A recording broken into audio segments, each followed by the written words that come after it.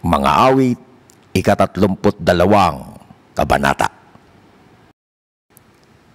Mapalad ang mga taong pinatawad na ang kasalanan at pinatawad rin sa kanyang mga pagsalangsang. Mapalad ang taong hindi pinaparatangan. Sa harap ni Yahweh, hindi siya nanlinlang. Nang hindi ko pa naihahayag ang aking mga sala, ako'y nanghina sa maghapong pagluha. Sa araw at gabi, ako'y iyong pinarusahan. Wala nang natirang lakas sa katawan. Parang hamog na natuyo sa init ng tag-araw. Kaya't ang kasalanan ko'y aking inamin. Mga pagkakamali ko'y hindi na inililihim. Ako'y nagpasyang sa iyo'y ipagtapat, at mga sala ko'y pinatawad mong lahat.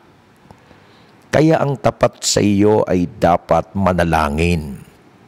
Sa oras ng kagipitan, ikaw ang tawagin. At sa bugso ng bahay, di sila aabutin. Ikaw ang aking lugar na kublihan. Inililigtas mo ako sa kapahamakan. Aawitin ko ng malakas, pag-iingat mo't pagliligtas. Ang sabi ni Yahweh, akayin kita sa daan, tuturuan kita at laging papayuhan.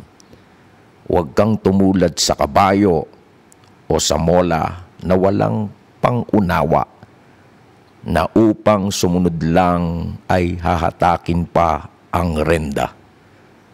Labis na magdurusa ang taong masama, ngunit ang tapat na pag-ibig ni Yahweh ang mag-iingat sa sinumang nagtitiwala sa Kanya. Lahat ng tapat kay Yahweh, magalak na lubos. Dahil sa taglay nilang kabutihan ng Diyos, sumigaw sa galak ang lahat ng sa Kanya'y sumusunod. Mga awit, ika-32 kabanata. Si Jesus ang Panginoon ng Norsagaray, Bulacan. Si Jesus ang Panginoon ng Pilipinas.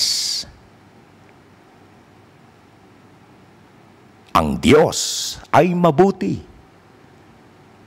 sa lahat ng oras, at sa lahat ng oras, ang Diyos ay mabuti.